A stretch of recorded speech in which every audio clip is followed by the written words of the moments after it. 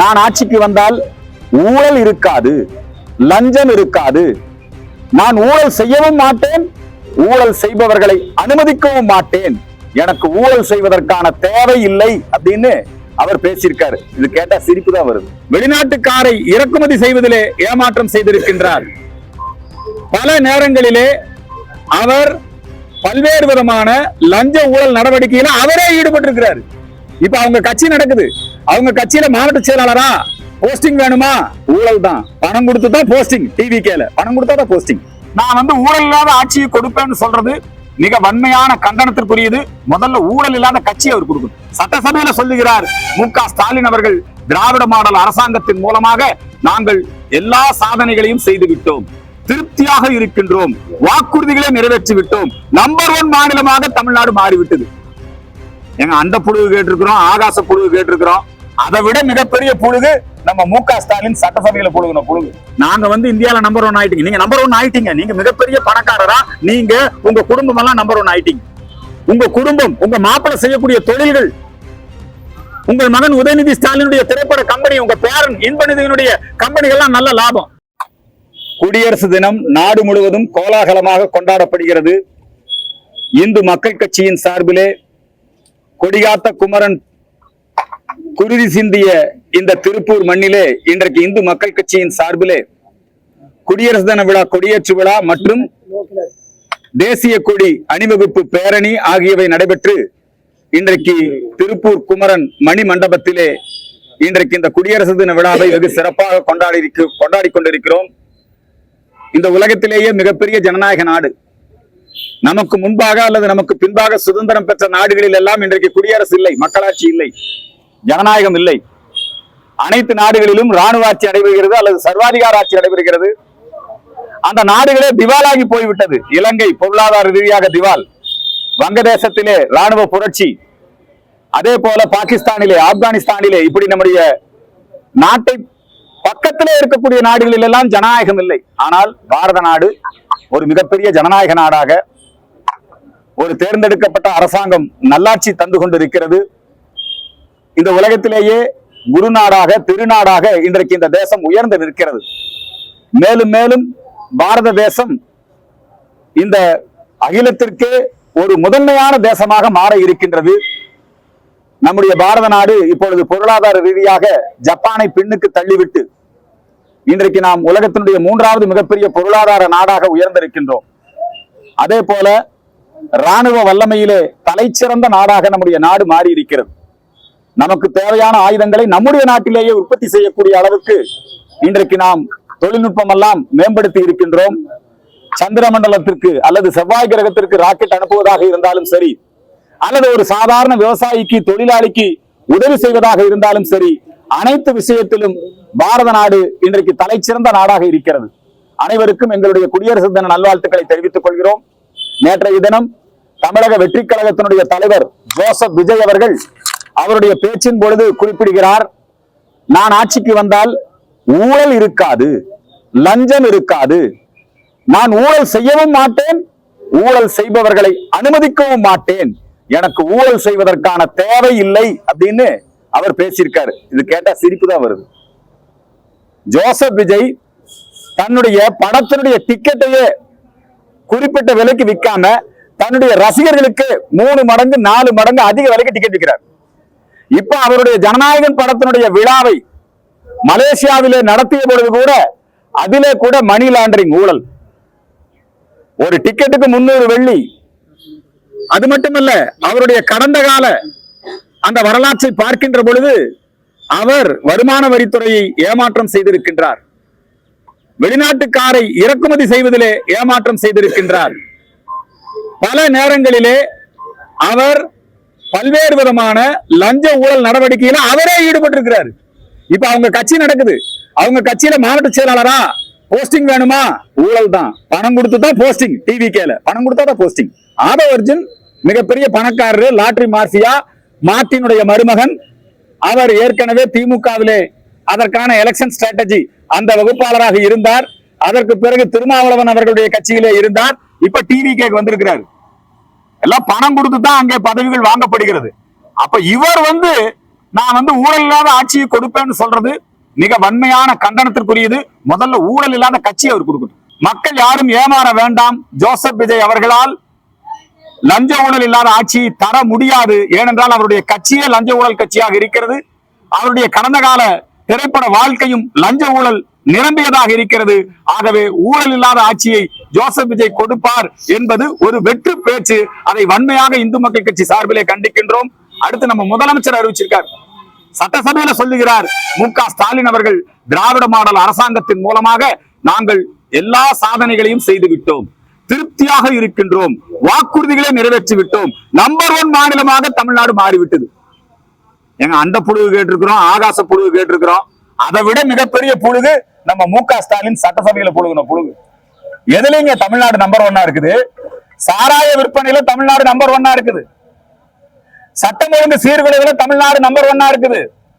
போதைப் பொருள் அந்த நடமாட்டத்திலே தமிழ்நாடு நம்பர் 1 இருக்கிறது. பெண்களுக்கு பாதுகாப்பற்ற சூழல், அது மட்டுமல்ல இந்த சுகாதாரத்துறையில வைத்தியம், மருத்துவம், அதுல ரொம்ப தமிழ்நாடு மோசமா இருக்குது. கல்வியில தமிழ்நாடு ரொம்ப மோசமா இருக்குது.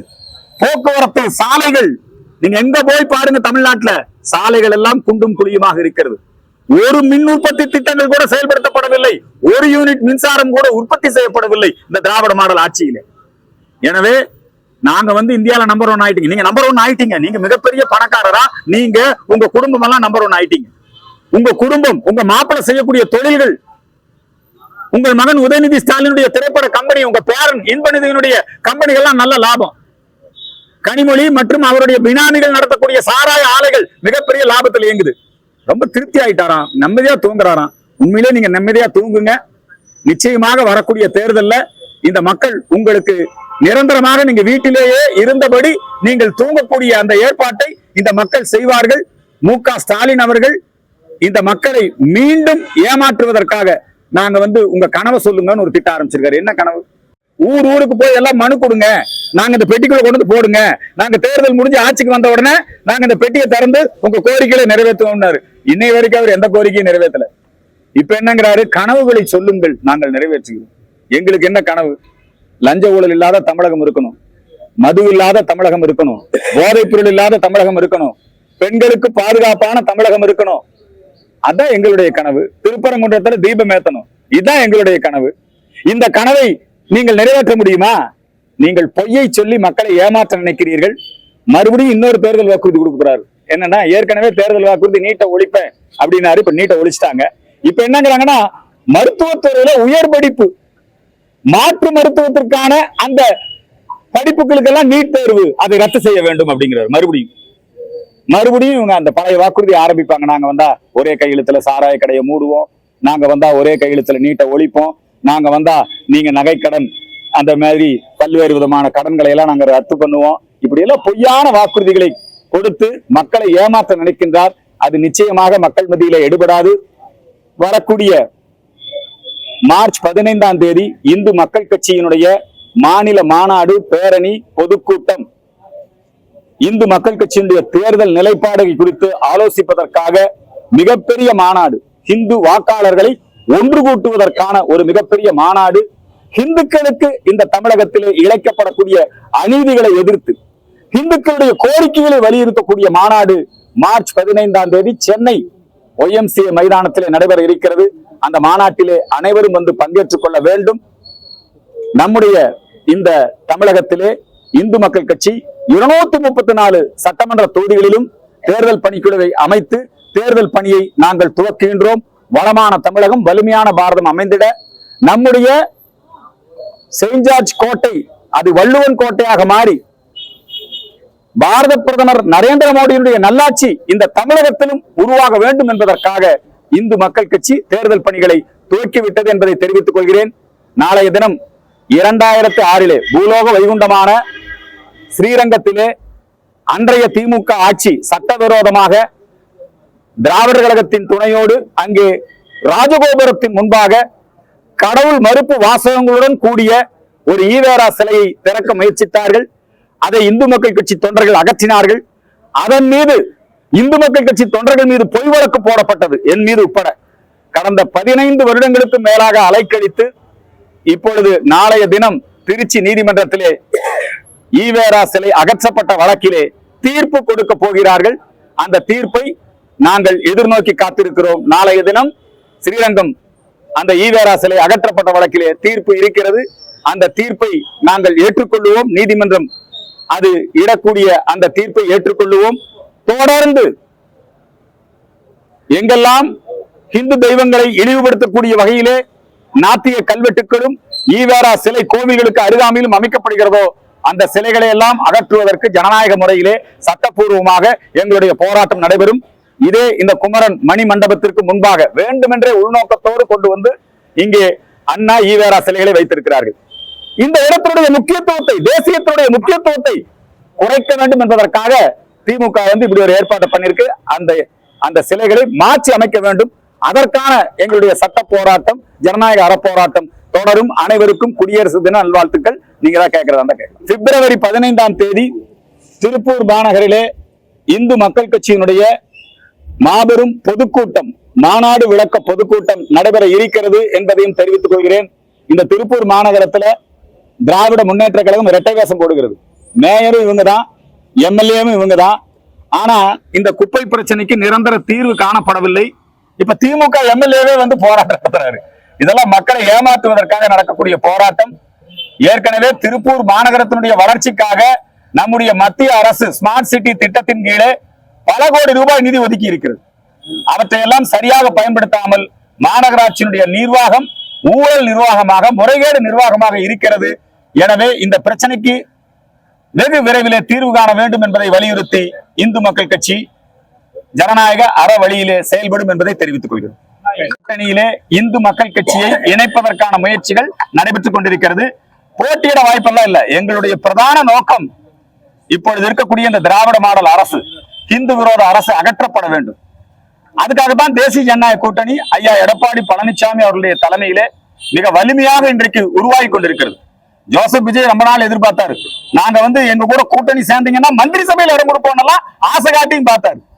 ஆனாலும் ஜோசப் விஜய் கட்சிக்கு யாரும் போகல. செங்கோட்டையன் அவர் ஒருத்தர் தான் போயிருக்கிறார். அந்த கட்சியோட யாருமே போய் கூட்டணி அமைக்கல. அதே போல காங்கிரஸ் கட்சி இன்னைக்கு திமுகவை பிளாக்மெயில் பண்ணிட்டு இருக்குது. ஆட்சி அதிகாரத்தில் பங்கு இல்லைன்னா நாங்க டிவிக்கு போயிருவோம் அப்படின்னு சொல்லி திமுகவை பிளாக்மெயில் பண்ண பார்த்தாங்க. பிளாக்மெயிலருக்கெல்லாம் பிளாக்மெயிலர் நம்முடைய திமுக, புரியுதுங்களா? அதனால அவங்க என்ன பண்றாங்கன்னா, ராஜீவ்காந்தியை கொலை செய்தவனையே கூப்பிட்டு கட்டி அணைச்சு விருந்து கொடுத்துட்டு ராஜீவ்காந்தி மகன் கூடயே கூட்டணி வச்சிருக்கிறார். அதனால இது ஒரு அரசியல் சித்து விளையாட்டு. திமுக அனைத்து அரசியல் கட்சிகளையும் அழித்து ஒழித்து விழுங்கி விடுகிறது. திமுகவை எதிர்த்து தான் இப்ப பேட்டரி சின்னம் கொடுத்திருக்காங்க. யாருக்கு? எங்க ஆளுக்கு, மக்கள் நீதி மையத்துக்கு. அந்த பேட்டரியில தான் அவர் கலைஞர் டிவி உடைச்சாரு, புரியுதுங்களா? இப்ப அவர் எங்க இருக்கிறாரு? மக்கள் நீதி மையம் எங்க இருக்குது? திமுக ஐக்கியம் ஆயிருச்சு. எங்க அண்ணன் கொங்கு நாடு மக்கள் கட்சி ஈஸ்வரன் அண்ணன், அவரு திமுக சின்னத்துல தான் போட்டிட்டாரு. அவரு இப்ப திமுக காரரா மாறிட்டாரு. எங்க ஐயா வைகோ திமுக தான் கட்சி ஆரம்பிச்சாரு. இப்ப அந்த வைகோங்கிற அந்த மதிமுகவும் திமுகக்குள்ள ஐக்கியம் ஆயிருச்சு. தமிழக வாழ்வுரிமை கட்சி திமுகக்குள்ள ஐக்கியம் ஆயிருச்சு. விடுதலை சிறுத்தை கட்சி அது பட்டியலின அணியா செயல்படுது திமுகவுக்கு. எல்லா கட்சிகளையும் அழித்து ஒழித்து திமுக என்கிற திமிங்கலம் அனைத்து கட்சிகளையும் விழுங்கி வருகிறது. ஆனா அவங்க சொல்றாங்க அதிமுகவை பிஜேபி விழுங்கி இருந்தாங்க. இது எப்பேற்பட்ட ஏமாற்று வேலை பாருங்க. திமுக தான் எல்லா கட்சிகளையும் அழிப்பதற்கும் ஒழிப்பதற்கும். அது மட்டுமல்ல, அதிமுக இருக்கிற எல்லாம் இவங்க கிட்ட வந்தோடனே நேர்மையான ஆள் ஆகிட்டாங்க. செந்தில் பாலாஜி, புரியுதுங்களா, ரகுபதி, அவர் அண்ணன் சேகர் பாபு, இப்ப புதுசா கட்சி மாறி போனவங்க எல்லாத்து மேலேயும் வழக்கு போட்டதே இவங்க தான் திமுக ஆட்சியில. இப்போ திமுக கார மந்திரியா இருக்கிறத விட அதிமுக காரன் தான் நிறைய பேர் மந்திரியா இருக்கிறான். இப்ப நடந்துட்டு இருக்கிற மந்திரி சபையே அதிமுக மந்திரி சபை மாதிரி தான் இருந்து கொண்டிருக்கிறது. திமுக எல்லா கட்சியும் இப்படி பதவி ஆசை காட்டி எல்லா கட்சியும் உங்களுக்கு கம்யூனிஸ்ட்காரங்களுக்கு பணம் கொடுத்து இப்படி எல்லா வகையிலையும் திமுக அனைத்து கட்சிகளையும் அழித்துக் கொண்டிருக்கிறது, விழுங்கி கொண்டிருக்கிறது. கட்சி ஜனநாயகத்தை கேலிக்குறியாக மாற்றிக் கொண்டிருக்கிறது.